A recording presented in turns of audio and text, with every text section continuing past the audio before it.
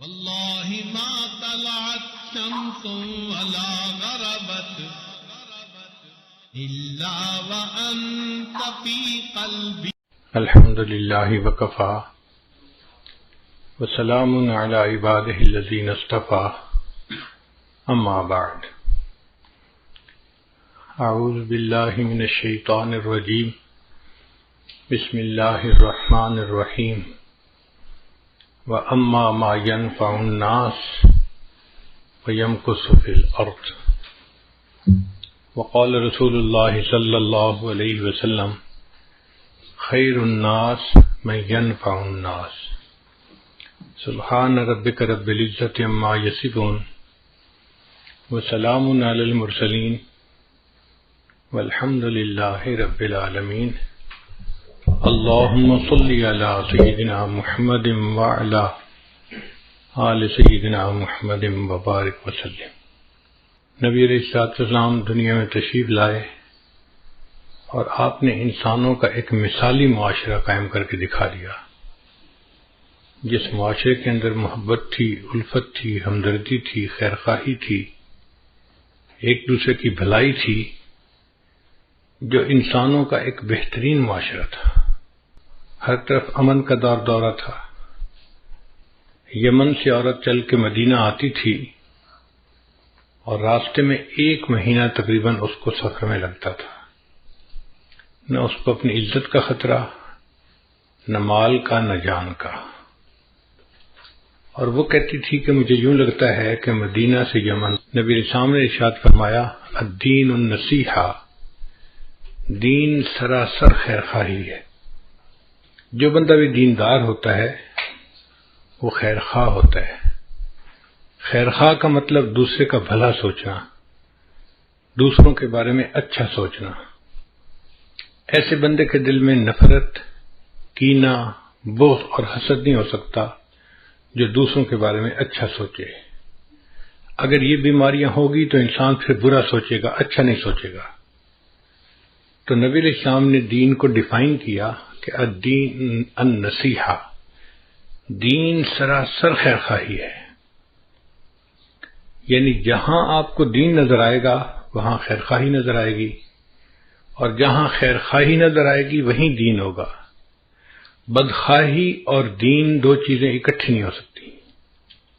اگر آپ دیکھیں کہ کسی کے اندر بدخواہی ہے، فوراً سمجھ لیں کہ اس کے اندر دینداری نہیں ہے. اور اگر آپ دیکھیں کہ کسی بندے کے اندر دین ہے، آپ سمجھ لیں یہ سب کا خیر خواہ ہوگا، ہر کسی کا خیر خواہ، اپنوں کا بھی، پرایوں کا بھی، دوست کا بھی خیر خواہ، حتیٰ کہ دشمن کا بھی خیر خواہ، وفاداروں کا بھی خیر خواہ، غداروں کا بھی خیر خواہ، انسانوں کا بھی خیر خواہ اور جانوروں کا بھی خیر خواہ. مومن کے اندر خیر خواہی بھری ہوتی ہے. چنانچہ حضرت عثمان غنی اللہ عنہ نے ایک مرتبہ شام سے گندم امپورٹ کی. کئی 100 اونٹوں کا قافلہ ان کا پہنچا ایک ایسے وقت میں جبکہ مدینہ میں گندم کی شارٹیج تھی. لوگ اس کو دگنی قیمت پہ خریدنے کو تیار تھے. یہ ڈیمانڈ اینڈ سپلائی کا معاملہ ہے. جب ڈیمانڈ بڑھ جاتی ہے تو پھر سپلائی کے لیے کتنی بھی قیمت دینی پڑے لوگ دیتے ہیں. جب کئی 100 اونٹوں کا قافلہ مدینہ کے باہر پہنچا تو یہودی جو بڑے بڑے تاجر تھے وہ عثمان غنی اللہ عنہ کے پاس آئے اور کہنے لگے کہ ایسے ہے کہ آپ اپنا پورا سامان ہمیں ہول سیل پہ فروخت کر دیں، پھر آگے ہم تھوڑا تھوڑا کر کے بیچتے رہیں گے. عثمان غنی اللہ نے فرمایا کہ ٹھیک ہے، تم مجھے اچھا پروفٹ دو، میں تمہیں دے دیتا ہوں. تو انہوں نے ہول سیل میں ڈیل کی. کہنے لگے جی جو آپ کی قیمت خرید ہے نا، ہم اس کو ڈبل کر دیتے ہیں. 100 روپے کی چیز کو ہم 200 میں خریدتے ہیں. یہ بہت بڑا پروفٹ ہے کہ بندہ 100 روپے انویسٹ کرے اور اس کے بدلے 100 روپے کمائے. آج کل دنیا کی انڈسٹریل ورلڈ میں 10% اور 20% پروفٹ کو بھی بڑا سمجھا جاتا ہے. اور کہاں 100 کے بدلے 100 پروفٹ. عثمان غنی اللہ نے فرمایا نہیں، پروفٹ تھوڑا ہے، میں نہیں بیچتا. کچھ نے کہا کہ اچھا پھر ہم ایسے کرتے ہیں کہ ہم 100 کے بدلے آپ کو 300 دیتے ہیں. نہیں. ایک نے کہا اچھا میں 100 کے بدلے آپ کو 400 دیتا ہوں. ان کا نہیں. وجہ کیا ہے کہ جی پروفٹ تھوڑا ہے. وہ حیران ہو گئے کہ 100 روپے کی چیز کو ہم 4 گنا پرائس پہ خرید رہے ہیں اور ایک ہی دم میں ان کا سارا سامان بک جائے گا، یہ پیسے لے کے گھر بیٹھ جائیں گے آرام سے، پھر ہم جانے اور اس چیز کو آگے تھوڑا تھوڑا بیچنا. مگر یہ بندہ مطمئن ہی نہیں ہو رہا. تو ایک یہودی نے پوچھا کہ عثمان آخر آپ چاہتے کیا ہو؟ ایک کے بدلے ہم آپ کو 4 گنا دے رہے ہیں. ان کا بھائی پروفٹ تھوڑا ہے، بات سچی ہے، مجھے زیادہ چاہیے. اچھا میں 5 گنا دے دیتا ہوں. نہیں یہ بھی تھوڑا ہے. اچھا بھی 6 گنا دے دیتا ہوں. یہ بھی تھوڑا ہے. بھائی میں 7 گنا آپ کا پروفٹ دیتا ہوں، 100 روپے کی چیز 700 میں خریدتا ہوں. نہیں یہ بھی تھوڑا ہے. خریدنے والے نے کہا بھائی انف از انف، 100 کے بدلے 700 میں چیز خرید رہا ہوں اور آپ دینے کو ابھی بھی تیار نہیں ہوئے، تو پھر میری آپ کی ڈیل نہیں ہو سکتی. مگر آپ اتنی گندم کا کرو گے کہ آخر بیچنی تو ہے نا کہیں نہ کہیں. تو عثمان غنی اللہ نے فرمایا ہاں میں دوں گا، میرے پاس ایک کسٹمر ہے جو مجھے اس سے زیادہ پروفٹ دیتا ہے. اس نے کہا آپ مذاق کر رہے ہیں یا آپ سیریس بات کر رہے ہیں؟ بھائی میں سیریس بات کر رہا ہوں. کون سا کسٹمر ہے جو 7 گنا پرائس سے بھی زیادہ پرائس دے رہا ہے؟ ان کا میرے پاس ایک کسٹمر ہے جو مجھے 70 گنا پرائس دے رہا ہے، 1 روپے کے بدلے 70 روپے مجھے دے رہا ہے.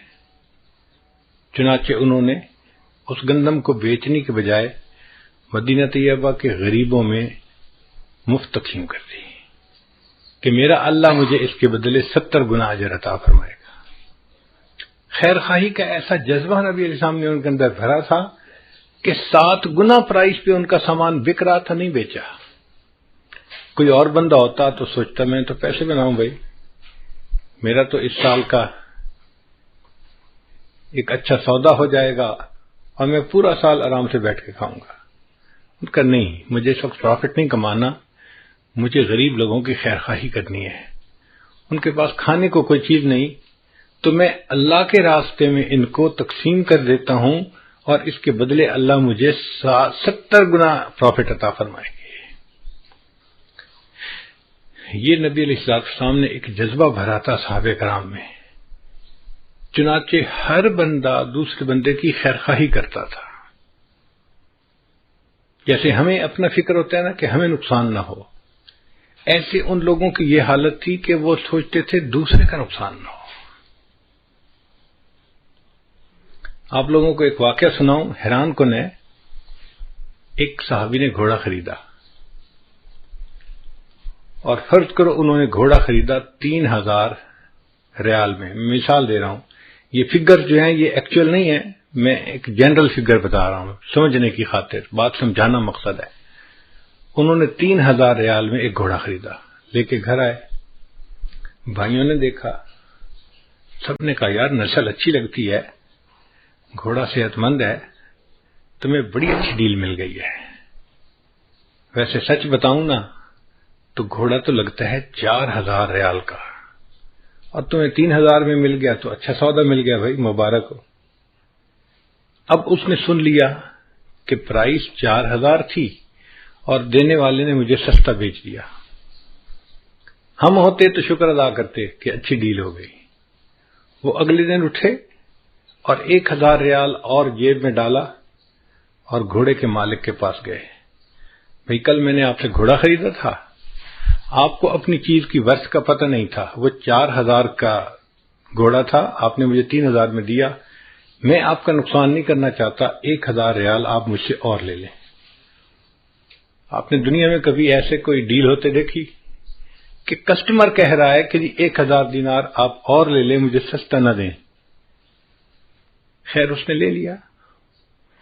تھوڑے دنوں کے بعد علاقے میں گھوڑ دوڑ کا مقابلہ ہوا، سباق الخیل. صحابہ کرام کے درمیان یہ مقابلے ہوتے رہتے تھے، الٹنا پلٹنا، پلٹ کر جھپٹنا، لہو گرم رکھنے کا ہے ایک بہانہ۔ تو صحابہ کرام اس قسم کی ایکسرسائز کرتے رہا کرتے تھے۔ اب جب گھوڑ دوڑ ہوئی تو اللہ کی شان دیکھیں کہ وہ گھوڑا سب میں سے ٹاپ کر گیا، فرسٹ آ گیا۔ اب جب ونر بن گیا تو ہر بندے نے اس کو بڑے حیران ہو کے دیکھا۔ لوگ آئے اور مبارکباد دی اور کہا کہ یار تم نے گھوڑا کہاں سے لیا؟ اس نے کہا جی مجھے تو یہ 4000 دینار میں ملا۔ ان کا اچھا، یہ تو بڑی اچھی نسل کا ہے، بڑا تیز بھاگتا ہے، بڑا فٹ گھوڑا ہے۔ اٹس اے اسٹیل، تمہیں تو بس سستا مل گیا۔ سچی بات بتاؤں کہ یہ گھوڑا تو 6000 ریال میں بھی سستا ہے۔ اب انہوں نے اس کے کمنٹ سن لیے اور اگلے دن 2000 ریال اور جیب میں ڈال کے مالک کے پاس گئے۔ بھئی آپ کو اپنی چیز کی ورث کا پتہ نہیں تھا، آپ نے 3000 میں بیچی، پھر میرے بھائیوں نے اس کی قیمت 4000 لگائی، لیکن مقابلے سے پتہ چلا، کنفرمیٹری ٹیسٹ یہ تھا کہ گھوڑا بہت اچھا تھا، اس نے ون کیا، اور تھرڈ پارٹی نے کہا کہ یہ تو 6000 دینار میں بھی سستا ہے، تو پلیز آپ 2000 دینار اور لے لیجئے۔ اب بیچنے والا کہہ رہا ہے کہ نہیں میں پہلے ہی 4000 لے چکا 3 کی جگہ، میرے لیے انف ہے۔ وہ کہتے ہیں نہیں میں آپ کا نقصان نہیں کرنا چاہتا، 2000 اور دینار دیے اور 3000 کا گھوڑا انہوں نے 6000 میں خریدا۔ جہاں یہ معاشرہ ہو، سوچئے وہاں پر ہر بندہ دوسرے کا کتنا خیر خواہ ہوگا۔ وہ اس کا نقصان کسی صورت میں کرنا ہی نہیں چاہتا، اس کا بھلا چاہتا ہے، اس کی اچھائی چاہتا ہے، اور یہی عام معاشرہ تھا اس وقت کا۔ حضرت عمر لانو کے دور میں ایک شخص نے زمین بیچی اور دوسرے نے زمین خریدی۔ اب جس نے زمین خریدی اس نے کہا کہ میں یہاں پہ سبزیاں کاشت کرتا ہوں، تو عام طور پہ لوگ 1-2 فٹ گہرا ہل چلاتے ہیں، مگر کیا ہوتا ہے کہ وہ 1-2 فٹ ہل چلنے سے جو 1-2 فٹ کے نیچے کی زمین ہے نا وہ سخت ہو جاتی ہے، اور پھر جو نیوٹریشن ہے وہ نیچے سے اوپر نہیں جاتی اور پانی اوپر نیچے لیچ نہیں کرتا، ایک ہارڈ جو ہے نا وہ لیئر بن جاتی ہے جو نقصان دیتی ہے۔ تو پھر اس کے لیے کبھی کبھی گہرا ہل چلانا پڑتا ہے تاکہ اس لیئر کو بھی جو سخت ہو رہی ہے اس کو توڑ دیا جائے اور زمین نیچے سے لے کے اوپر تک نرم ہو جائے۔ اب جب اس صحابی نے وہ خریدا تو اس نے سوچا میں گہرا ہل چلاتا ہوں۔ انہوں نے 2 فٹ گہرے ہل کی جگہ وہ جو 4 فٹ گہرا ہل تھا نا، گہرا ہل جسے کہتے ہیں، وہ چلایا۔ اب جب ہل چلایا تو زمین کے اندر سے ایک بکسا نکلا جس کے اندر سونا چاندی بھرا ہوا تھا۔ اس زمانے میں بینک تو ہوتے نہیں تھے، تو لوگ اپنا خزانہ اس طرح زمین کے اندر دفن کر دیا کرتے تھے کہ ایمرجنسی کے وقت ہم اس کو نکالیں گے، یہ محفوظ رہے۔ اب جب انہیں وہ خزانہ ملا تو انہوں نے بیٹھ کے سوچا بھئی میں نے تو مالک سے زمین خریدی تھی، یہ خزانہ تو نہیں خریدا تھا، یہ تو بہت زیادہ قیمتی ہے، یہ میرا حق نہیں، یہ اس مالک کا ہے جس نے زمین بیچی، مجھے اس کو ریٹرن کرنا چاہیے۔ آپ سوچیں ہم اگر اس وقت میں ہوتے تو ہم کسی کو خبر ہی نہ لگنے دیتے کہ کچھ ہوا یا نہیں، اور آرام سے اس سونے چاندی کو خود استعمال کرتے ہیں۔ وہ اگلے دن اس سونے چاندی کے بکسے کو لے کے مالک کے پاس گئے، میں نے آپ سے زمین خریدی تھی، ہل چلایا اور اس میں سے یہ خزانہ نکلا، یہ میرا نہیں، یہ آپ کا ہے، آپ پلیز مجھ سے لے لیجئے۔ ان کا واہ بھائی واہ، جب میں نے زمین بیچ دی تو اب زمین سے جو نفع نکلے گا وہ میرا نہیں ہوگا، وہ آپ کا ہوگا، تو میرا تو تعلق ختم ہو گیا، میں نے پیمنٹ لے لی، دیٹس اٹ۔ اب اگر نکلا ہے خزانہ تو یہ آپ کا ہے، آپ کی قسمت۔ وہ کہے میرا حق نہیں آپ کا ہے، اور دوسرا کہے میرا حق نہیں آپ کا ہے، اب ایک دوسرے کے درمیان اختلاف ہوا تو یہ مقدمہ عدالت میں آیا۔ آپ غور کریں، آج ہماری عدالتوں میں عداوتیں بھری پڑی ہیں، ایک بندہ کہتا ہے میرا حق ہے، دوسرا کہتا ہے نہیں میرا حق ہے، ایک کہتا ہے میں اپنے حق کی خاطر آخری دم تک کوشش کرتا رہوں گا، دوسرا کہتا ہے میں اپنے حق کی خاطر خون کا آخری قطرہ بہا دوں گا۔ اپنا حق ہر بندہ کہہ رہا ہوتا ہے۔ یہ عجیب مقدمہ تھا۔ ایک بندہ کہتا ہے جی میرا نہیں، یہ اس کا حق ہے، وہ کہتا ہے نہیں جناب میرا نہیں، یہ اس کا حق ہے۔ اب قاضی فیصلہ کیا کرے؟ عجیب مقدمہ تھا، مگر اللہ نے اس وقت کے قاضیوں کو بھی بڑی سمجھ دی تھی۔ انہوں نے دونوں سے بات چیت سنی اور کچھ ان کے گھر کے حالات معلوم کیے تو انہیں پتہ چلا کہ ایک کے گھر میں بیٹا جوان ہے اور دوسرے کے گھر میں بیٹی جوان ہے۔ تو قاضی نے کہا کہ بھئی میں اس میں ججمنٹ تو نہیں دے سکتا، چونکہ یہ کہتا ہے اس کا حق ہے، وہ کہتا ہے اس کا حق ہے۔ ہاں میں مشورہ دے سکتا ہوں، میرا مشورہ یہ ہے کہ آپ دونوں اپنے بیٹے اور بیٹی کا نکاح کر دیں اور اس نکاح کے مہر کے طور پہ اس خزانے کو دے دیا جائے تاکہ دونوں کو اس کا بینیفٹ مل جائے۔ ایک وقت تھا کہ ہماری عدالتوں میں ایسے مقدمے آیا کرتے تھے، ہم ایک دوسرے کے اتنے خیر خواہ ہوتے تھے، اور یہی معاملہ تھا سب کا، صرف ایک شعبہ زندگی میں نہیں، دوسرے شعبوں میں بھی یہی حال تھا۔ امام اعظم ابو حنیفہ رحمۃ اللہ علیہ کپڑے کی دکان تھی، ریشم کے کپڑے بیچتے تھے۔ اس زمانے میں ریشم کا کپڑا سب سے اعلیٰ کپڑا سمجھا جاتا تھا، اور چونکہ لیڈیز استعمال کرتی ہیں تو اس لیے اس کی ڈیمانڈ بھی بہت تھی۔ عام طور پہ مغرب سے پہلے امام ابو حنیفہ رحمۃ اللہ دکان بند کرتے تھے۔ ایک دن آپ نے ظہر کے بعد دکان بند کر دی۔ گھر آ رہے تھے، کسی نے پوچھا نعمان آج جلدی گھر آ رہے ہو؟ بھئی میں نے دکان بند کر دی۔ ظہر کے بعد دکان کیوں بند کی؟ دکان تو آپ مغرب کے وقت بند کرتے ہیں۔ فرمانے لگے اس لیے کہ آج آسمان کے اوپر بادل ہیں اور ویزیبلٹی تھوڑی ہے، اور جب ویزیبلٹی تھوڑی ہوتی ہے تو گاہک کو کپڑے کی رنگت اور کوالٹی کا صحیح اندازہ نہیں ہوتا، کیونکہ بجلی کی لائٹیں تو ہوتی نہیں تھیں، چراغ جلتے تھے۔ تو میں نے دکان اس لیے بند کر دی کوئی بندہ کم قیمت کپڑے کو قیمتی سمجھ کے مجھ سے نہ خریدے، اس کو نقصان نہ ہو۔ میں نے ظہر کے وقت دکان بند کر دی۔ اگر دکاندار کی یہ سوچ ہے تو آپ سوچئے کہ نبی علیہ السلام نے ہمیں کیسی معاشرت سکھائی ہے۔ ہر بندہ دوسرے بندے کا خیر خواہ۔ قرآن مجید میں ایک سورت ہے، اس کا نام ہے النمل۔ نمل کہتے ہیں چیونٹی کو، اینٹ۔ تو انسان حیران ہوتا ہے، اللہ کا کلام، اور اس کلام میں چیونٹی کے نام کے اوپر ایک سورت کا نام، اور اس میں چیونٹی کا واقعہ بھی ہے۔ یا اللہ، آپ تو کائنات کے مالک و خالق ہیں، اور آپ نے اپنے قرآن میں چیونٹی کا تذکرہ کیا۔ چیونٹی کی کیا ورت ہوتی ہے؟ مگر اللہ نے چیونٹی کا تذکرہ کیا اور اس کے نام پر سورت کا نام رکھا۔ وجہ کیا تھی؟ کہ ایک چیونٹی نے دوسری چیونٹیوں کی خیر خواہی کی تھی۔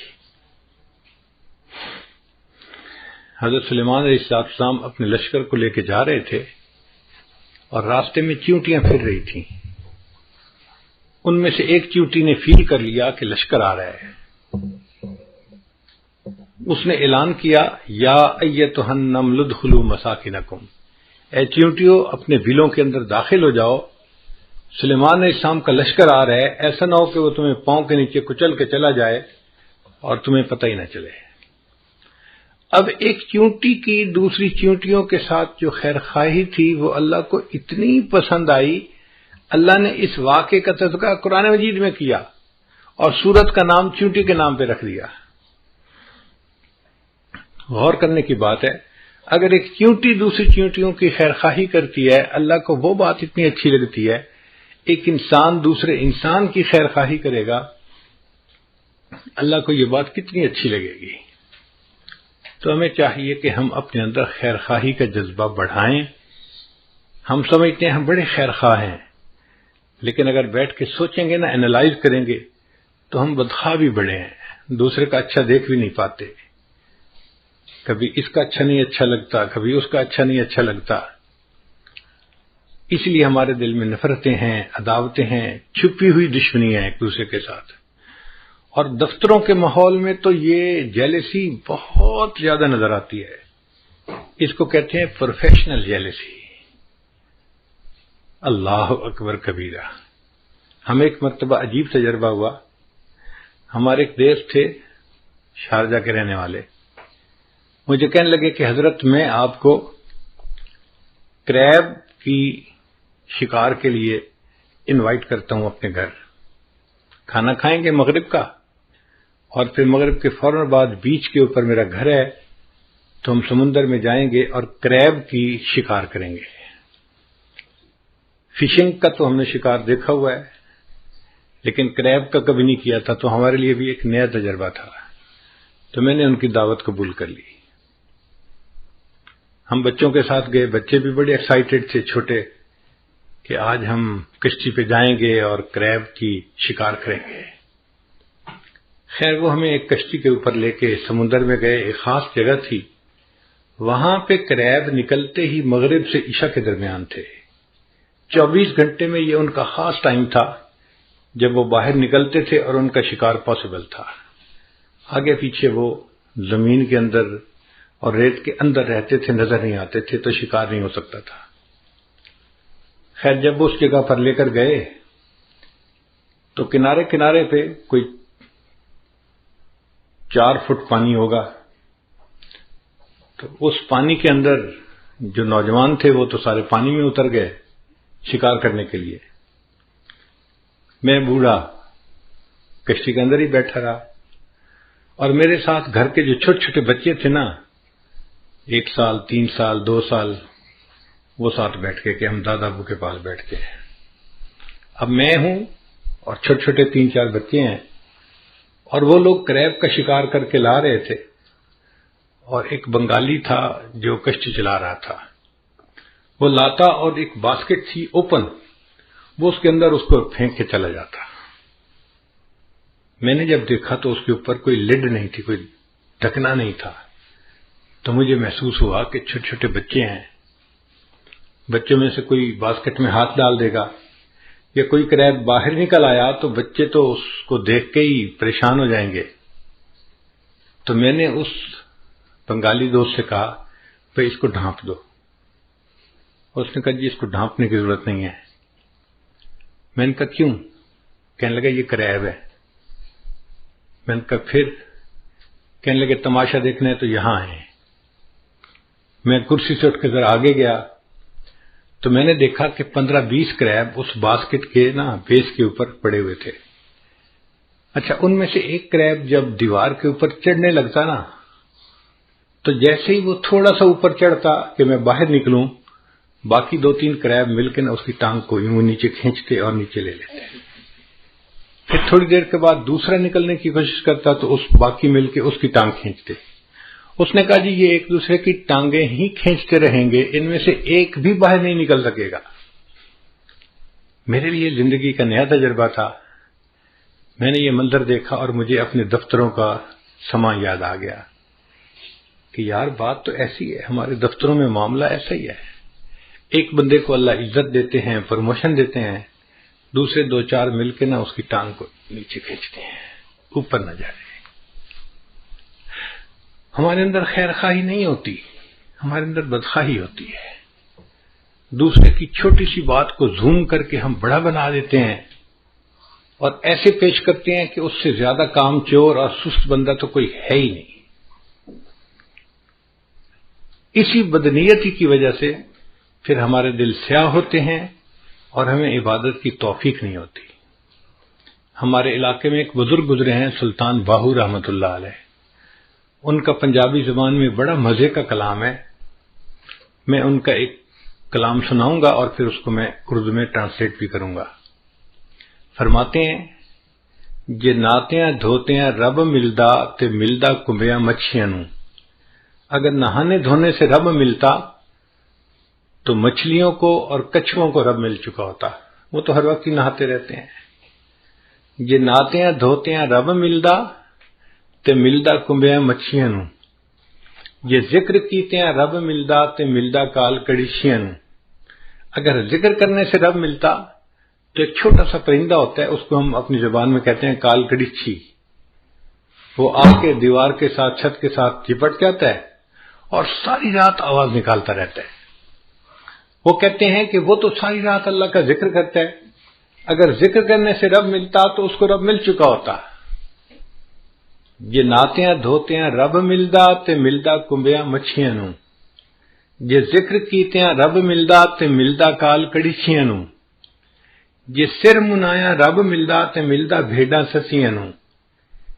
ایک بھیڑ ہوتی ہے، سسی کی بھیڑ کہتے ہیں اس کو، اس کے پورے بدن پہ بڑے لمبے لمبے بال ہوتے ہیں لیکن سر کے بال اس کے بہت چھوٹے ہوتے ہیں، تو وہ کہتے ہیں کہ اگر سر منڈانے سے رب ملتا تو پھر اس بھیڑ کو رب مل چکا ہوتا، اس کے تو سر پہ بال ہی چھوٹے ہوتے ہیں۔ یہ نہاتے ہیں دھوتے ہیں رب ملدا تے ملدا کنبیاں مچھیاں نو، یہ ذکر کیتے ہیں رب ملدا تے ملدا کال کڑیچیاں نو، یہ سر منایا رب ملدا تے ملدا بھیڈاں سسیاں نو، یہ جتیاں ستیاں رب ملدا تے ملدا دانداں کھسیاں نو۔ اگر پاک دامنی کی زندگی گزارنے سے رب ملتا تو جو امپورٹنٹ بل ہوتے ہیں وہ تو فیمیل کے کاب سے جا ہی نہیں سکتے، ان کو رب مل جاتا، وہ تو خصی ہوتے ہیں، ان کو رب مل چکا ہوتا۔ تو یہ بات کر کے وہ پھر اپنا مدعا بیان کرتے ہیں، یہ نہاتے ہیں دھوتے ہیں رب ملدا تے ملدا کنبیاں مچھیاں نو، یہ ذکر کیتے ہیں رب ملدا تے ملدا کال کڑیچیاں نو، یہ سر منایا رب ملدا تے ملدا بھیڈاں سسیاں نو، یہ جتیاں ستیاں رب ملدا تے ملدا دانداں کھسیاں نو، اور آخر پہ کہتے ہیں رب ملدا تے ملدا نیتاں اچھیاں نو۔ اگر رب ملتا ہے تو اچھی نیت والوں کو رب ملتا ہے۔ اگر کوئی بندہ چاہتا ہے کہ مجھے اللہ مل جائے، اس کو اپنی نیت ٹھیک کرنی پڑے گی، ہر ایک کے بارے میں دل کے اندر خیر خواہی ہو، محبت ہو، پیار ہو، ایسے بندے کو رب ملتا ہے۔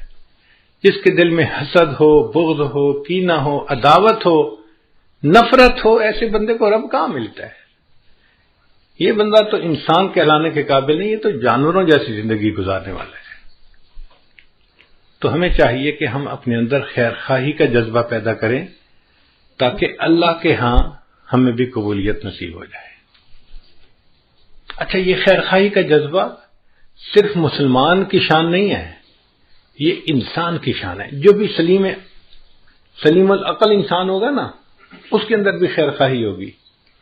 ہم نے دیکھا کئی مرتبہ کافروں کے اندر بھی خیر خواہی ہوتی ہے، چونکہ وہ انسان اچھے ہوتے ہیں، گو ایمان سے محروم ہوتے ہیں، مگر بائی نیچر انسان اچھے ہوتے ہیں تو وہ بھی خیر خواہی کو پسند کرتے ہیں۔ ایک کافرہ عورت کا میں واقعہ آپ لوگوں کو سناتا ہوں، پھر میں بات کو مکمل کروں گا۔ ایک عورت تھی جو 60s میں تھی، یعنی اس کی عمر تھی کوئی 65 سال، اچھی ایجڈ عورت ہو جاتی ہے۔ وہ ریٹائر ہوئی تو اس کو 4-5 لاکھ ڈالر پروویڈنٹ فنڈ ملا، بینیفٹس ملے جو ریٹائرمنٹ کے ہوتے ہیں، اور وہ اپنی ریٹائرمنٹ لائف گزار رہی تھی۔ بڑی گاڑی اس نے رکھی ہوئی تھی، 4 ویلر ڈرائیو۔ ایک دفعہ وہ سفر سے کہیں سے آ رہی تھی کہ اچانک اس کی گاڑی کا ٹائر پنکچر ہوا تو اس کو گاڑی ایک طرف کو پل کرنی پڑی۔ اب وہ گاڑی سے باہر نکلی، اس نے دیکھا کہ ٹائر پنکچر ہو گیا ہے تو ٹائر بدلنا پڑے گا، لیکن بڑی گاڑی کا ٹائر وزنی بھی ہوتا ہے اور اکیلے بندے کا اس کو ریپلیس کرنا مشکل بھی ہوتا ہے۔ پھر وہ تو عورت ذات تھی، عورت کمزور ہوتی ہے، نہیں کر سکتی، تو وہ کھڑی سڑک کے کنارے آنے والی گاڑیوں کو روک رہی تھی کہ کوئی بندہ رکے اور میری ہیلپ کر دے۔ اور چونکہ دن کا ٹائم تھا، سورج خوب گرمی برسا رہا تھا، لوگ مصروف تھے، تو آنے والی گاڑی تیز آ رہی تھی اور جا رہی تھی، کوئی رک نہیں رہا تھا۔ گڈ 1 آور اس عورت کو دھوپ کے اندر کھڑا ہونا پڑا۔ اب 1 گھنٹہ دھوپ میں کھڑا ہونے کی وجہ سے اس کو پسینہ بھی آیا ہوا، اور اس کی جلد جو تھی وہ ایسے سرخ ہو گئی جیسے جلد جل جاتی ہے گرمی کی وجہ سے۔ برا حال گرمی سے اس کا، اور کوئی اس کی مدد کے لیے رک نہیں رہا، تو پریشان بھی بڑی تھی۔ بڑی دیر کے بعد ایک لڑکا تھا جس کی عمر 30 میں تھی، یعنی 30-32 سال اس کی عمر تھی لڑکے کی۔ اس نے گاڑی کو روکا اور اس نے پوچھا کہ آپ نے مجھے کیوں روکا ہے؟ اس نے مجھے آپ کی ہیلپ چاہیے، آپ میرا ٹائر بدلوانے میں مدد کر دیں تو میں بھی چل پڑوں گی۔ لڑکے نے گاڑی روکی، باہر آیا، اس نے عورت کو دیکھا کہ بھئی اس کو اتنا پسینہ آیا ہوا ہے اور دھوپ میں کھڑے رہنے کی وجہ سے حالت اس کی بری ہوئی ہے، تو اس نے اس کو کہا کہ دیکھیں میری گاڑی کا اے سی چل رہا ہے، آپ گاڑی کی اگلی سیٹ پہ جا کر بیٹھ جائیں اے سی میں، آپ کا پسینہ بھی خشک ہو جائے گا اور آپ کو تھوڑا آرام بھی مل جائے گا، اور میں نوجوان ہوں، میں اکیلا یہ ٹائر چینج کر لیتا ہوں، میرے لیے کوئی مسئلہ نہیں۔ چنانچہ وہ عورت اس کی گاڑی میں اگلی سیٹ پہ آ کے بیٹھ گئی اور لڑکا اس عورت کی گاڑی کا ٹائر چینج کرنے لگ گیا۔ اب یہ عورت جب ذرا ٹھنڈی جگہ پر بیٹھی، طبیعت بحال ہوئی، تو اس نے دیکھا کہ لڑکا بہت مشقت کے ساتھ گاڑی کا ٹائر چینج کر رہا ہے، تو اس کے دل میں احساس ہوا کہ یہ نوجوان بچہ ہے اور اس نے میری خاطر اتنی تکلیف اٹھائی، مجھے آرام دیا اور خود اکیلے تکلیف اٹھائی۔ یہ مجھے بھی کہہ سکتا تھا کہ مجھے ہیلپ کرو تو میں ہیلپ کرتی، مجھے اس نے ایئر کنڈیشن جگہ پہ بٹھا دیا اور خود دھوپ میں لگا ہوا ہے کام کرنے۔ تو اگر یہ ٹائر بدل دے گا نا تو میں اس کو $200-300 گفٹ دے دوں گی تاکہ اس کا بھی فائدہ ہو جائے۔ خیر کچھ دیر لگی، لڑکے نے ٹائر چینج کر دیا، اس نے آ کے کہا اس کو کہ ٹائر میں نے بدل دیا ہے، اب آپ اپنی گاڑی پہ جا سکتی ہیں۔ اس عورت نے $200-300 جیب سے نکالے اور لڑکے کو آ کے یہ میری طرف سے گفٹ لے لو۔ اس نے کہا نہیں میں گفٹ نہیں لیتا، بس۔ اس نے پوچھا کیوں نہیں لیتے؟ اس لڑکے نے آگے سے جواب دیا، it is objective of my life to help others, it is objective of my life to help others, when I help someone I feel happy. یہ جو مجھے خوشی ملتی ہے نا کسی کی مدد کر کے، بس میرا ریوارڈ یہی کافی ہے، مجھے آپ سے $200-300 نہیں چاہیے۔ اب وہ عورت اپنی گاڑی میں آئی اور چل پڑی، مگر اس کے ذہن میں یہی فکر گھوم رہا تھا، it is objective of my life to help others, when I help someone I feel happy. اور وہ سوچ رہی تھی کہ دنیا میں ایسے بھی انسان ہوتے ہیں کہ جو دوسروں کی ہیلپ کر کے خوش ہوتے ہیں۔ حیران ہو رہی تھی۔ اب گاڑی جب اس نے چلائی، تھوڑی دیر بعد اس کو فیل ہوا کہ مجھے تو بہت پیاس لگی ہوئی ہے اور بھوک بھی لگی ہوئی ہے۔ اس نے سوچا اچھا جو نیکسٹ ایگزٹ آئے گا نا تو میں اس پہ گاڑی کو باہر نکالوں گی موٹر وے سے، اور جو ریسٹورینٹ ملا اس پہ میں کھانا کھاؤں گی اور پھر سفر شروع کروں گی۔ چنانچہ نیکسٹ ایگزٹ پہ اس نے گاڑی باہر نکالی اور قریب میں کوئی ریسٹورینٹ تھا، وہاں اس نے گاڑی پارک کی اور جا کے کھانے کے لیے بیٹھ گئی۔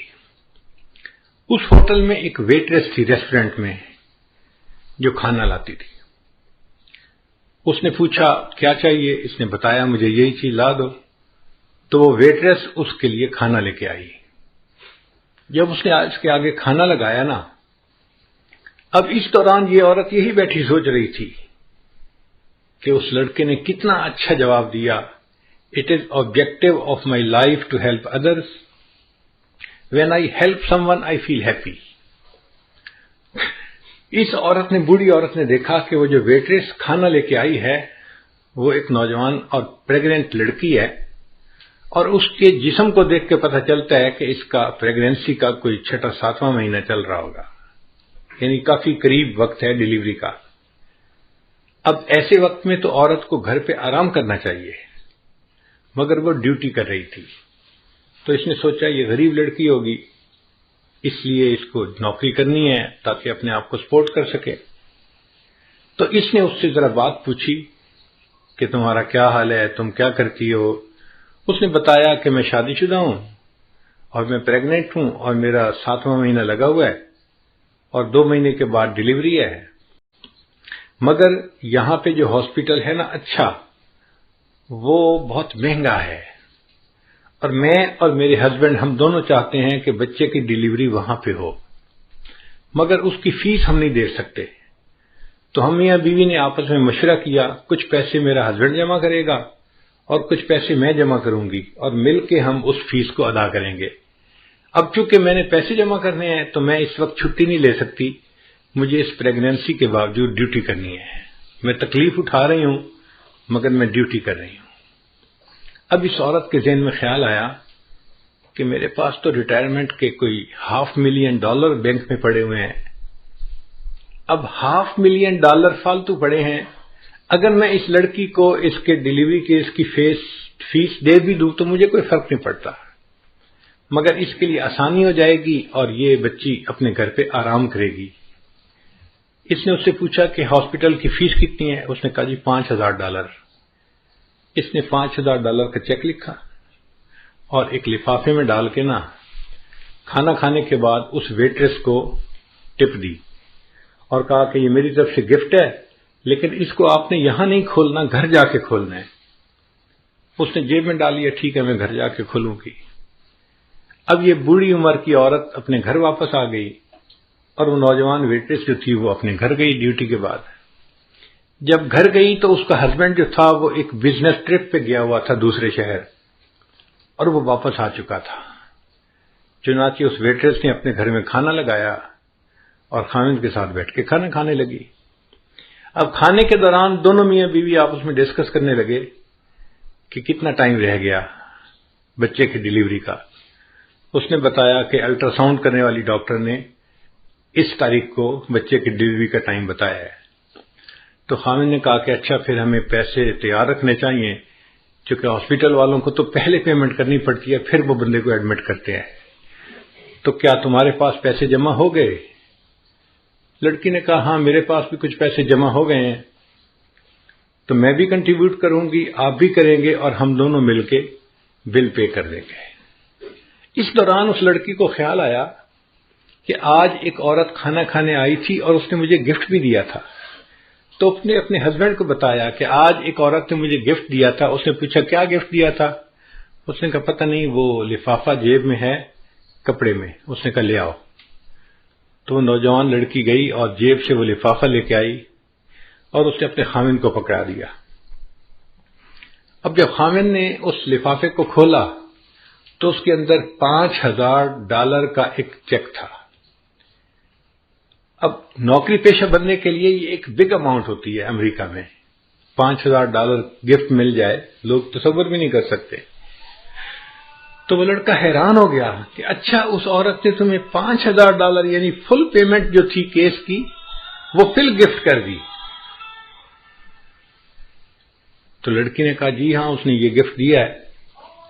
تو لڑکے نے جب وہ چیک پڑھا نا تو اس چیک کے ساتھ ایک چھوٹی سی چٹ بھی لکھی ہوئی تھی، اور اس چٹ کے اوپر لکھا ہوا تھا "It is objective of my life to help others. When I help someone I feel happy." تو لڑکے نے وہ فقرہ پڑھا، یہ وہ لڑکا تھا جس نے اس عورت کے ٹائر کو چینج کیا تھا۔ اس نے اس عورت کی ہیلپ کی تھی اللہ کی خاطر، اور اللہ نے اس عورت کے دل میں ڈالا، اس نے اس کی بیوی کو $5,000 کا چیک دے کے اس کو ہیلپ کر دیا تھا۔ What goes around comes around۔ ہم دوسروں کے ساتھ خیر خواہی کریں گے تو اس کے بدلے اللہ ہمارے ساتھ خیر خواہی کا معاملہ فرمائیں گے۔ خیر خواہ بندے کے ساتھ ہمیشہ خیر خواہی ہوتی ہے، کیونکہ اللہ اس کے ساتھ خیر خواہی کرتا ہے، کوئی اس کی بدخواہی کر ہی نہیں سکتا۔ اس لیے ہم انکنڈیشنل خیر خواہی کریں دوسروں کے ساتھ۔ ہمیں اس میں یہ نہ توقع کہ جی وہ تو ہمارے ساتھ خیر خواہی نہیں کرتا، ہم کیوں کریں؟ بھئی وہ کرتا ہے یا نہیں کرتا، ہم تو کریں نا۔ جب ہم کریں گے تو اللہ تعالیٰ اس کے بدلے ہمارے ساتھ بھی خیر خواہی کا معاملہ فرما دیں گے۔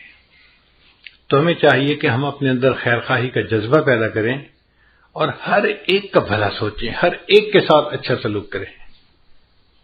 ایک بزرگ تھے، ان کا نام تھا عثمان دامانی رحمۃ اللہ علیہ۔ بقالہ کی دکان تھی، اور اس زمانے میں کرنسی جو تھی وہ چاندی کی ہوتی تھی، سکے ہوتے تھے، اور چاندی کے سکے جب بار بار ہاتھوں میں آتے تھے تو کئی دفعہ پرنٹ گھس جاتا تھا، تو اس کو کہتے تھے کھوٹا سکہ ہے۔ ہم نے اپنے بچپن میں یہ دور دیکھا ہے، چاندی کا روپیہ ہوتا تھا، ہم دکاندار کے پاس لے کے جاتے تھے، وہ دیکھ کے آتا تھا نہیں بھائی یہ کھوٹا ہے، کیونکہ اس کا پرنٹ جو تھا نا وہ اوپر سے ذرا ڈم ہو جاتا تھا، پڑھنا مشکل ہوتا تھا۔ ان کے پاس کوئی کھوٹا سکہ لے کے آتا، وہ پہچان لیتے، مگر اس کو سودا دے دیتے کہ یہ بندہ امید لے کے آیا ہے کہ مجھے سودا ملے گا، تو اگر میں نے سودا نہ دیا تو اس کا دل ٹوٹے گا، کوئی بات نہیں، یہ سودا لے جائے، اگر یہ کرنسی چل گئی تو ٹھیک، نہیں بھی چلی تو کوئی بات نہیں، یہ نقصان میں برداشت کر لوں گا۔ تو وہ سکہ رکھ لیا کرتے تھے۔ چنانچہ ان کی دکان کے کونے میں کھوٹے سکوں کا ایک ڈھیر لگ گیا تھا۔ اللہ کی شان کے وہ بیمار ہو گئے، اور بیماری بھی زیادہ تھی، آخری مرض المفات جسے کہتے ہیں وہ تھی۔ لیٹے ہوئے تھے، اچانک انہیں فیل ہوا کہ جیسے ہارٹ اٹیک ہوتا ہے نا، تو بندے کو فیل ہوتا ہے کہ some thing is seriously wrong some where. تو ان کو جو ہارٹ اٹیک ہونے لگا تو وہ اٹھ کے بیٹھ گئے اور اللہ سے دعا کرنے لگے، یا اللہ میں ساری زندگی تیرے بندوں سے کھوٹے سکوں کو قبول کرتا رہا، اللہ تو بھی میرے کھوٹے عملوں کو قبول فرما۔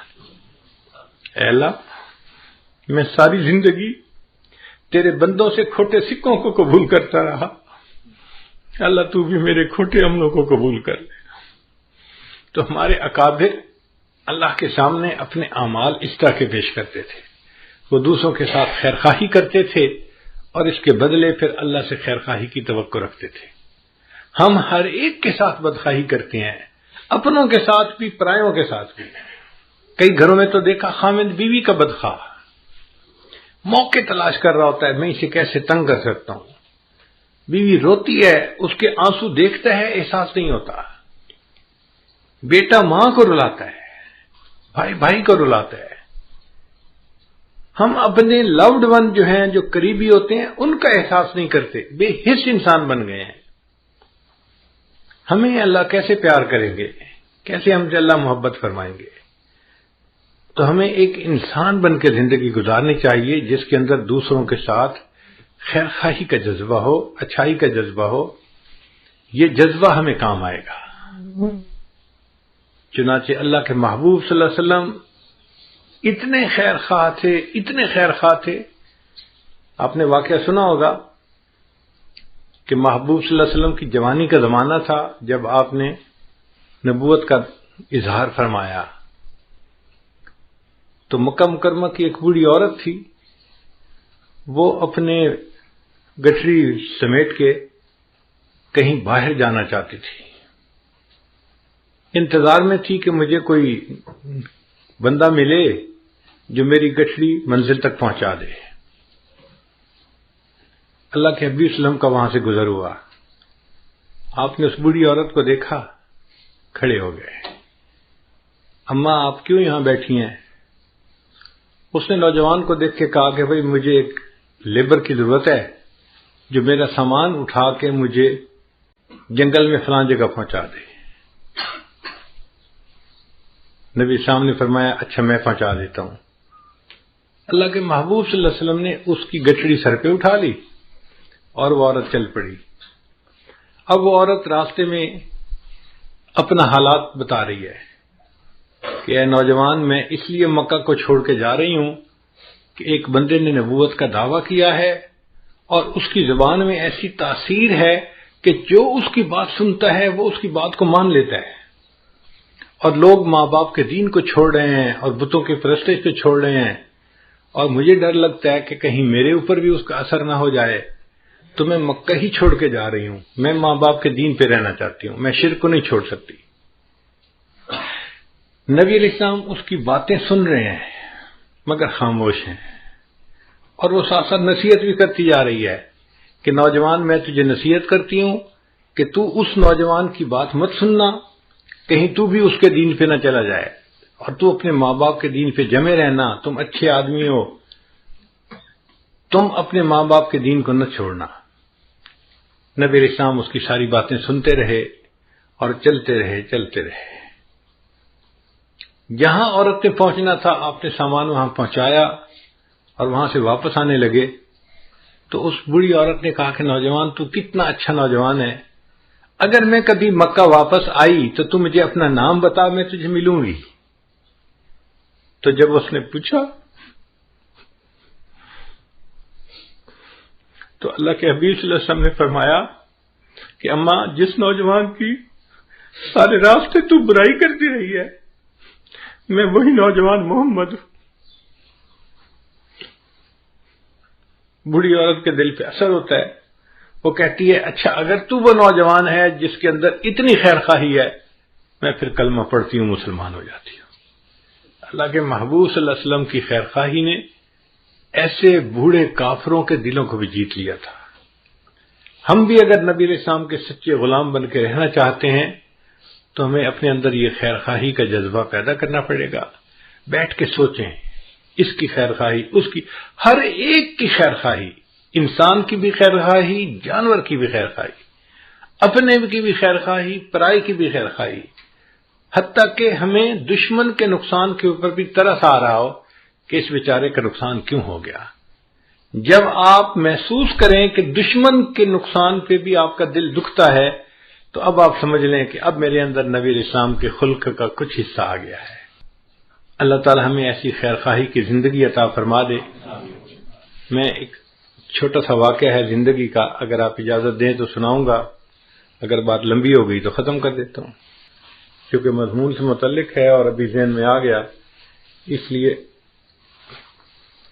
یہ واقعہ ہے جب میں 6ٹھی 7ویں کلاس میں پڑھتا تھا۔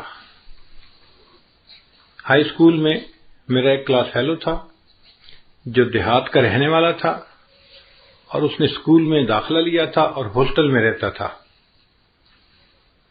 وہ نمازی بچہ تھا، 5 نمازیں پڑھتا تھا اور میں بھی 5 نمازیں پابندی سے پڑھتا تھا، تو نمازیں 5 پڑھنے کی وجہ سے ہماری ایک دوسرے سے دوستی ہو گئی تھی۔ چنانچہ ہم کلاس میں ڈیسک پہ بھی ایک دوسرے کے ساتھ بیٹھتے تھے، اور اللہ کی شان کے کلاس میں فرسٹ آتا تھا، وہ سیکنڈ آتا تھا، تو ہم دونوں قابل لڑکے سمجھے جاتے تھے۔ تو نیچرل ایفینٹی ہمارے اندر پیدا ہو گئی ایک دوسرے کے ساتھ، نماز کی وجہ سے اور تعلیم میں اچھے ہونے کی وجہ سے ہماری دوستی فطرتاً ایک دوسرے کے ساتھ ہو گئی۔ ہم اکثر اوقات اکٹھا پڑھتے، اکٹھا بیٹھتے، وقت اکٹھا گزرتا تھا۔ اب اس دوران کبھی کبھی دیہات کا تذکرہ ہوتا، تو میں نے اپنی زندگی میں کبھی دیہات نہیں دیکھا تھا، شہر میں پیدا ہوئے، زندگی گزاری، ہمیں دیہات کا کنسیپٹ نہیں تھا۔ اس زمانے میں مجھے یہ بھی پتہ نہیں تھا کہ گندم کسی پودے پہ لگتی ہے یا کسی درخت کے اوپر لگتی ہے، مجھے کچھ پتہ نہیں تھا۔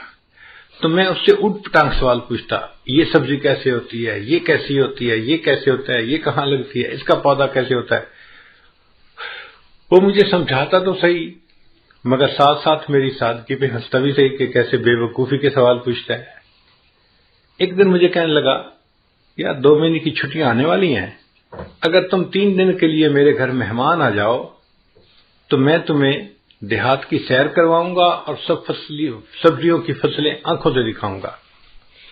میں نے بڑا ایکسائٹڈ فیل کیا، اچھا میں سبزیاں دیکھوں گا، دیہات دیکھوں گا۔ تو میں نے گھر آ کے امی سے کہا کہ امی میرے دوست نے مجھے دعوت دی ہے، میں نے 3 دن کے لیے اس کے گھر جانے کا وعدہ کر لیا ہے۔ امی نے کہا بیٹا اپنے بڑے بھائی کے ساتھ چلے جانا، کوئی مسئلہ نہیں، چھٹیاں ہیں، 3 دن اس کے پاس رہ آنا۔ تو میں اپنے بڑے بھائی کے ساتھ، چونکہ میں تو چھوٹا تھا تو بڑے بھائی کے ساتھ ان کے ہاں چلا گیا۔ رات ہم نے گزاری، اگلے دن فجر کی نماز پڑھی تو فجر کے بعد بہت ٹھنڈی فضا تھی۔ دیہاتوں میں گرمیوں کے موسم میں فجر کا وقت بڑا سہانا ہوتا ہے، صاف ستھری ڈسٹ فری ہوا ہوتی ہے اور سبزیاں لہلہاتی ہوئی ہوتی ہیں، اور انسان حیران ہوتا ہے دیکھ کے ان کو، نیچرل حسن بندے کو نظر آتے ہیں۔ میرا دوست مجھے کہنے لگا آؤ میں آپ کو سبزیوں کی سیر کرواؤں، میں نے کہا ٹھیک ہے۔ اب وہ مجھے لے کے چلا، یہ کھیت، اس میں دیکھو مولی لگی ہوئی ہے اور اس میں گاجر لگی ہوئی ہے اور اس میں شلجم لگے ہوئے ہیں اور اس میں گوبھی لگی ہوئی ہے. اس طرح وہ مجھے سبزیوں کا تعارف بھی کروا رہا تھا اور فصلیں بھی دکھا رہا تھا. اور میرے لیے تو ہر چیز ایک نئی چیز تھی، میں دیکھتا جا رہا تھا. اللہ کی شان دیکھیں کہ ہم کچھ دور آگے چلے تو زمین کا 1 ایکڑ ایک ٹکڑا بڑا وہ خالی پڑا ہوا تھا اور ایک بندہ اس میں ہل چلا رہا تھا. میں نے جب وہ خالی زمین کو دیکھا نا تو اس زمین میں تھوڑے تھوڑے فاصلے پہ گوبر کے ڈھیر لگے ہوئے تھے. یہ گائے بھینس کا جو گوبر ہوتا ہے نا، جس کو اینیمل مینیور کہتے ہیں، یہ وہاں پڑا ہوا تھا. مجھے میرے والدین نے یہ بتایا تھا کہ بیٹا تم نماز تو شروع کر چکے ہو، اب جانوروں کے پیشاب پخانے سے بچنا، وہ ناپاک ہوتا ہے. اور جانوروں کی عادت ہوتی ہے قریب سے کوئی گزرے نا تو وہ دم ہلاتے ہیں اور ان کے چھینٹے دور تک جاتے ہیں. تو امی نے کہا کہ بیٹا اگر اس کے چھینٹے تمہارے کپڑوں پہ پڑ گئے تو تمہاری نماز نہیں ہوگی، کپڑے ناپاک ہو جائیں گے، تو ذرا بچ کے رہنا. تو میں جانوروں کے پیشاب اور گوبر سے نا فطری طور پہ بڑا الرجک تھا، چھوٹا بچہ تھا. اب میں نے وہ گوبر جب وہاں کھیت میں پڑے ہوئے دیکھا تو میری عجیب سی طبیعت ہوئی. میں نے اس سے کہا کہ اس زمین میں سبزیاں لگیں گی؟ اس نے کہا. میں نے کہا سبزیاں تو انسان کھاتے ہیں. اس نے کہا. میں نے کہا پھر یہ تو پاک سبزیاں ہونی چاہیے جو ہم کھائیں، تو یہ تو نجاست ہے، یہ تو گند ہے، یہ تو ناپاک ہے، اور یہ اس زمین میں کیوں پڑی ہوئی ہے؟ اس ناپاک چیز کو کیوں ملائیں گے اس مٹی میں جس مٹی میں سبزی اگنی ہے؟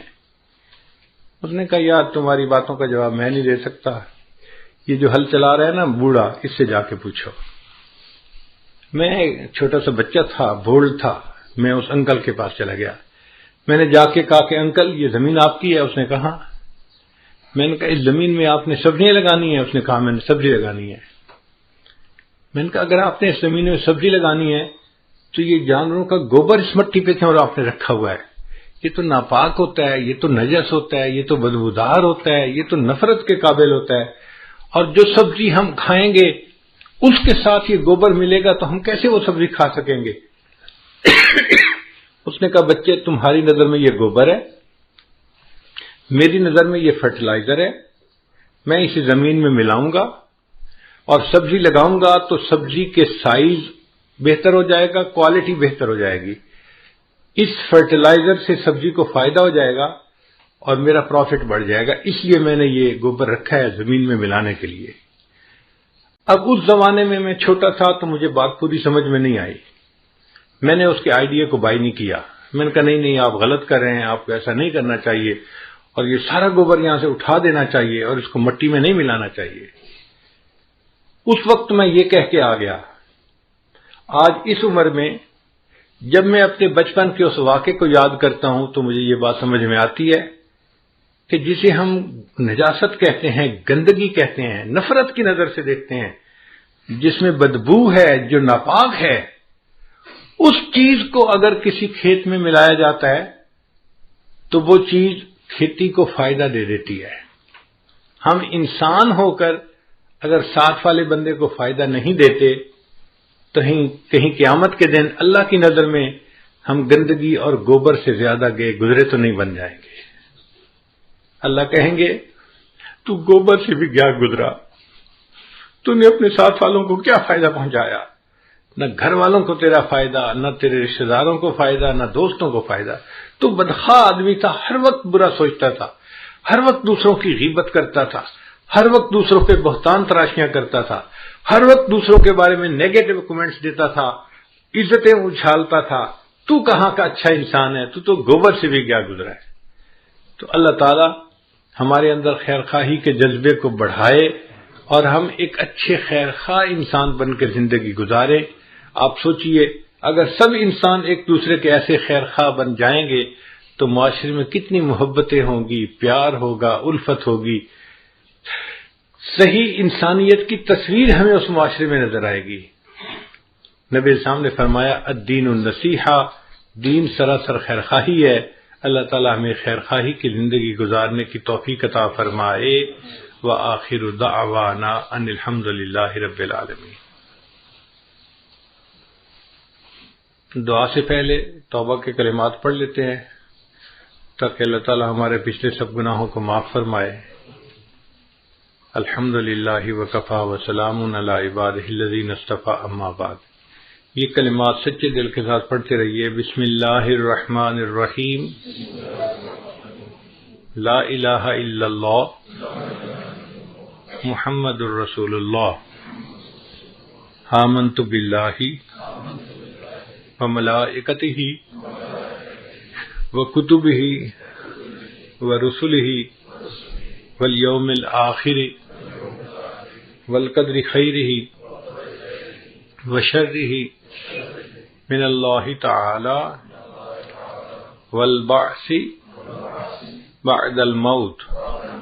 آمنت باللہ کما ہوا باسمائہ وصفاتہ وقبلت جمیع احکامہ اقرار باللسان وتصدیق بالقلب. اشہد ان لا الہ الا اللہ واشہد ان محمدا عبدہ ورسولہ. استغفر اللہ ربی من کل ذنب واتوب الیہ برحمتک یا ارحم الراحمین. ان کلمات کو پڑھنے سے ہم تو بتائے ہو چکے ہیں. چند معمولات ہیں جن کو باقاعدگی سے کریں گے تو اللہ تعالیٰ دل کو منور کریں گے. ان میں پہلی چیز ہے 100 مرتبہ استغفار پڑھنا، دوسرا ہے 100 مرتبہ درود شریف پڑھنا، تیسرا ہے قرآن مجید کی تلاوت روزانہ کرنا، چوتھا ہے چلتے پھرتے ہر وقت دل میں اللہ کو یاد کرنا، اور پانچواں ہے مراقبہ کرنا. مراقبے کا طریقہ بہت آسان ہے. جب آپ نماز پڑھ کے فارغ ہو تو تھوڑی دیر کے لیے اللہ سے لو لگا کے بیٹھیں کہ اللہ کی رحمت آ رہی ہے، دل میں سما رہی ہے، دل کی ظلمت اور سیاہی دور ہو رہی ہے، اور میرا دل کہہ رہا ہے اللہ اللہ اللہ. زبان سے نہیں بولنا، دل پڑھ رہا ہے اور آپ سن رہے ہیں. چند دن کی مشق سے آپ کو فیلنگ شروع ہو جائے گی دل سے اللہ اللہ کی. اس کو ذکر قلبی کہتے ہیں، اور یہ جب شروع ہو جاتی ہے تو 24 گھنٹے بندے کو یہ فیلنگ ہوتی ہے. اس کو ذکر قلبی کہتے ہیں. وہ جن کا عشق صادق ہے وہ کب فریاد کرتے ہیں، لبوں پہ مہر خاموشی دلوں میں یاد کرتے ہیں. ہم بھی اپنے اللہ کو اپنے دل میں یاد کریں، پھر اللہ تعالیٰ کے ہاں ہمارا اچھے لوگوں میں نام شمار ہوگا اور اللہ کی محبت دل میں آئے گی. ابھی آپ دعا کر لیجئے. سبحان ربی العلی الوہاب. اللہم صلی علی سیدنا محمد وعلی آل سیدنا محمد وبارک وسلم. ربنا ظلمنا انفسنا وان لم تغفر لنا وترحمنا لنکونن من الخاسرین. کریم آقا، ہم آپ کے عاجز مسکین بندے ہیں، ہمارے گناہوں کو معاف فرما، خطاؤں سے درگزر فرما، عیبوں کی پردہ پوشی فرما. جو گناہ ہم نے دن میں کیے معاف فرما، جو راتوں میں کیے معاف فرما، جو محفل میں کیے معاف فرما، جو تنہائیوں میں کیے معاف فرما. اے اللہ، جو گناہ یاد ہیں وہ بھی معاف فرما، جو کر کے بھول گئے وہ گناہ بھی معاف فرما. اے اللہ، معصیت کی ذلت سے محفوظ فرما اور ہمیں طاعات کی عزت نصیب فرما. کریم آقا، آنے والے وقت کو گزرے وقت سے بہتر فرما، آنے والی زندگی کو گزری زندگی کا کفارہ بنا. ہماری ان دعاؤں کو اپنی رحمت سے قبول فرما. اے اللہ، جو پریشانیاں ہیں دور فرما، اٹکے کاموں کا ہونا آسان فرما، الجھے کاموں کو اپنی رحمت سے سلجھا. آنے والے وقت کو گزرے وقت سے بہتر فرما. میرے مالک، جسمانی بیماریوں کو دور فرما، روحانی بیماریوں کو دور فرما، ذلت سے محفوظ فرما، علت سے محفوظ فرما، قلت سے محفوظ فرما. اے اللہ، جس طرح ایک عیالدار اپاہج کسی سخی کے دروازے پہ جاتا ہے اور اس امید سے دروازہ کھٹکھٹاتا ہے اگر یہ دروازہ کھل گیا میرے بچوں کا فاقہ ختم ہو جائے گا. اللہ، ہم اس عیالدار اپاہج سے زیادہ محتاج اور آپ اس دنیا کے سخی سے زیادہ بڑے سخی ہیں. ہم آپ کا دروازہ کھٹکھٹا رہے ہیں اس امید کے ساتھ یہ دروازہ کھل گیا ہمیں نیک بختی نصیب ہو جائے گی. اے اللہ، ہمارے اندر سے برائیوں کو نکال دیجئے، حسد، کینہ، بغض نکال دیجئے، نفرتیں، عداوتیں نکال دیجئے، ہمارے دل میں خیر خواہی کے جذبہ بھر دیجئے، محبتیں الفتیں بھر دیجئے، اے اللہ ہمیں ایک اچھا انسان بن کے رہنے کی توفیق عطا فرمائیے۔ میرے مولا، ہم بے سینگ کے جانور بنے پھرتے ہیں، کبھی اس کو تکلیف پہنچائی، کبھی اس کو تکلیف پہنچائی، اے اللہ ہمیں خیر خواہی کرنے والا انسان بنا دیجئے۔ اللہ آنے والے وقت کو گزرے وقت سے بہتر فرما دیجئے۔ آج کی اس مجلس کے لیے جن دوستوں نے کوششیں کی، اللہ اس پر ان کو اپنی بہترین اجر، اپنی بہترین رضا نصیب فرما۔ اور اے اللہ صاحب خانہ نے جس محبت کے ساتھ اپنے گھر بلایا، اس کے بدلے ان کو اپنی سچی محبت نصیب فرما۔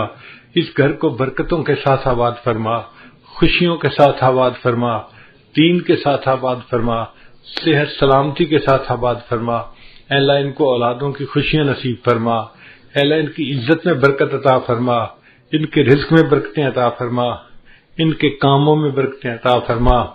اے اللہ اپنی رحمت کے ساتھ اس گھر پر اپنی خصوصی رحمت نازل فرما۔ جتنے دوست احباب یہاں موجود ہیں یا قریب کی آبادی میں رہتے ہیں، اللہ سب کو ان برکتوں اور رحمتوں میں سے حصہ نصیب فرما۔ جو آنا چاہتے تھے مجبوریوں کی وجہ سے نہیں آ سکے، اللہ ان کو بھی ان دعاؤں میں حصہ نصیب فرما۔